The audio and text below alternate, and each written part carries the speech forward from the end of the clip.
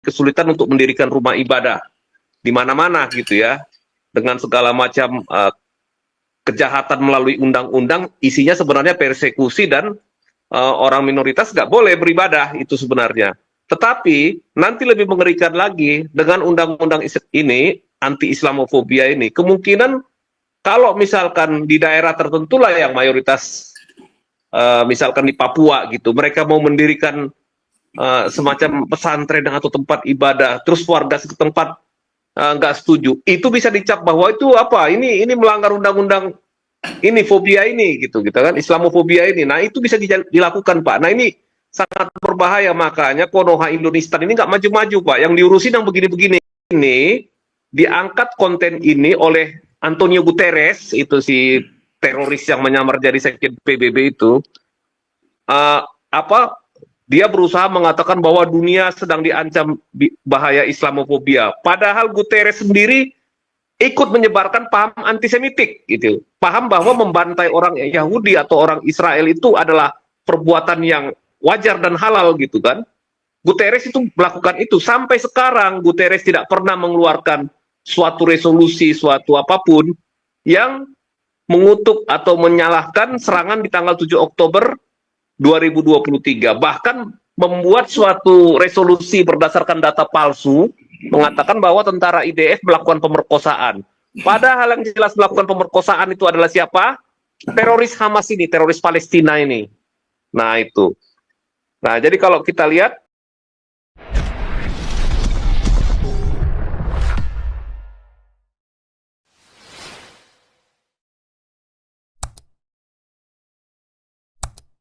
Ya, betul. Saya sama iya, tadi kebetulan lihat berita-berita yang ada di media itu bahwa ormas-ormas sebelah ini mau mengusulkan RUU apa, anti Islamofobia gitu ya. tambah bangkrut Indonesia. Ya, sekarang ini kan Indonesia ini kan udah terancam bangkrut ini Pak, tinggal nunggu waktu aja. Jadi saya herannya kenapa ya urusan seperti ini yang dilakukan gitu. Apa nggak cukup dengan PNPS 65 tentang penistaan agama, terus apa namanya, SKB 3 Menteri, ini kan semua untuk menindas minoritas, untuk membuat minoritas itu tunduk pada mereka dan tidak bisa bergerak. Nah ini ditambah lagi dengan RUU Islamofobia.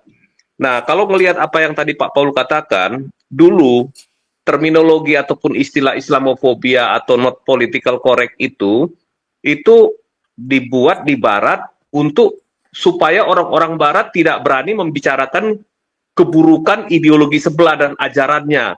Apalagi sekarang era keterbukaan ini kan, jadi semua apologet itu sudah membongkar isi ajaran sebelah dan segalanya, termasuk yang aneh-anehnya semuanya sudah dibongkar. Tiap hari kita puas nonton di YouTube gitu ya.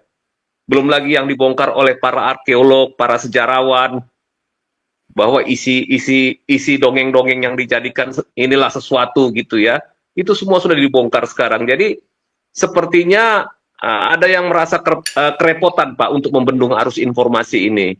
Jadi rencananya sepertinya ini RUU Islamofobia ini mungkin untuk larinya ke sana.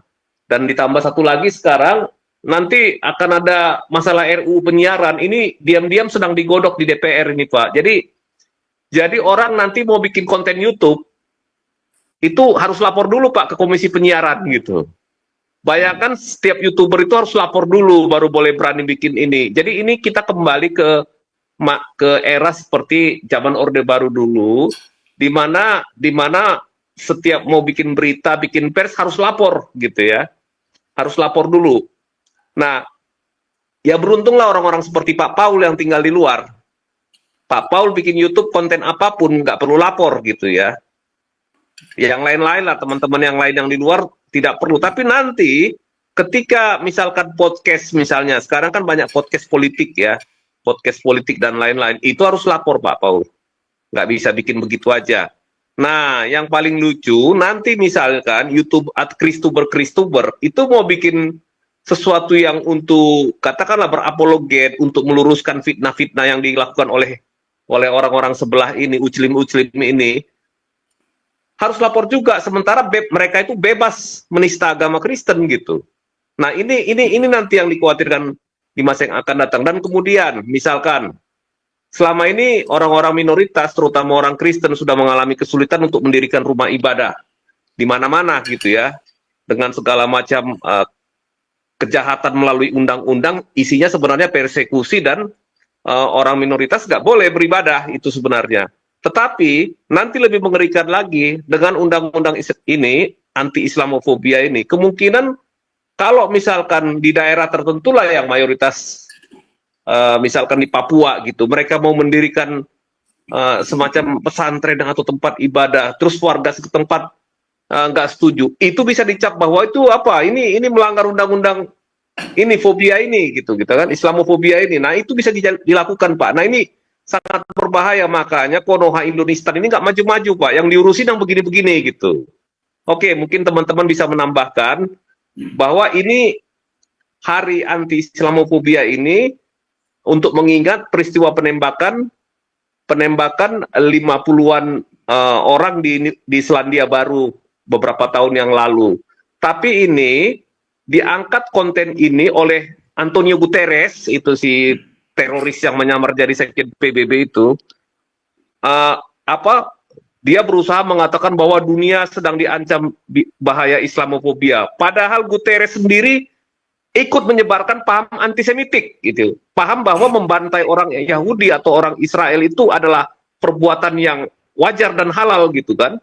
Guterres itu melakukan itu. Sampai sekarang Guterres tidak pernah mengeluarkan suatu resolusi, suatu apapun yang mengutuk atau menyalahkan serangan di tanggal 7 Oktober 2023. Bahkan membuat suatu resolusi berdasarkan data palsu, mengatakan bahwa tentara IDF melakukan pemerkosaan. Padahal yang jelas melakukan pemerkosaan itu adalah siapa? Teroris Hamas ini, teroris Palestina ini. Nah itu. Nah jadi kalau kita lihat ke depannya ini, ya masyarakat terutama publik di Konoha dan Indonesia ini harus hati-hati. Kebebasan Anda berbicara ini sudah mulai dipasung. Kita akan mundur kembali ke masa yang lalu. Oke gitu Pak Paul. Mungkin bisa dilanjutkan diskusinya sama teman-teman lain. Ini topik yang sebenarnya sebenarnya orang nggak banyak perhatikan karena ini yang diperhatikan sekarang kasus ekonomi terus. Tetapi ini penting. Diam-diam sudah disiapkan RUU untuk apa? Untuk memasung kebebasan berbicara dan berekspresi. Silakan Pak Paul. Terima kasih. Ya, jadi